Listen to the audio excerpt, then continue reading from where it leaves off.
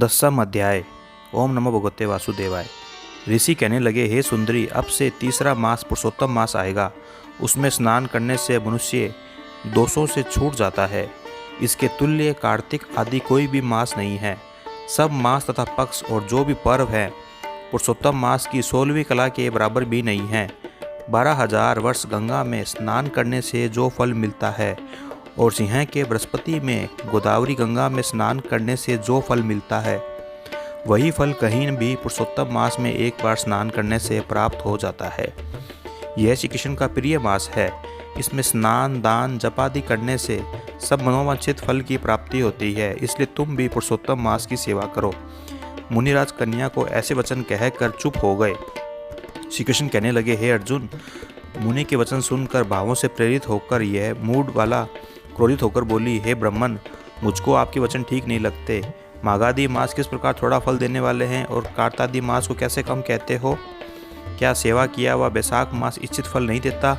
यह तो मलिन मास सब कर्मों में निंदित है। हे मुने, सूर्य संक्रांति से रहित मल मास को आप कैसे श्रेष्ठ कहते हैं?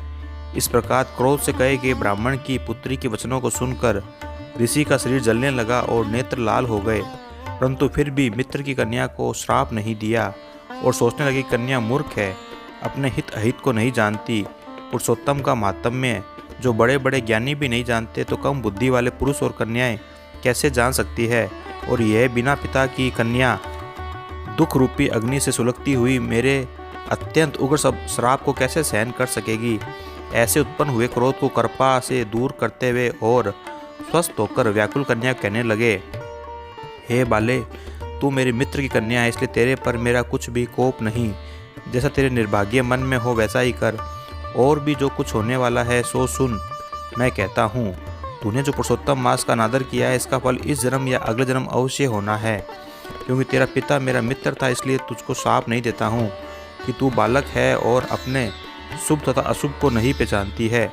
तेरा कल्याण हो, मैं तो नारायण की सेवा में जाता हूँ। श्री कृष्ण कहने लगे। ऐसा कहकर वे महाक्रोधी तपस्वी मुनि झटकट चले गए और उसी क्षण वह कन्या पुरुषोत्तम के अनादर से कांतिहीन हो गई और अपने मन में विचार करने लगी कि तत्काल फल देने वाले पार्वतीपति श्री शंकर जी की आराधना करूंगी। ऐसा कहकर निश्चय करके अपने आश्रम में आकर बड़ा कठिन तप करने की इच्छा करने लगी।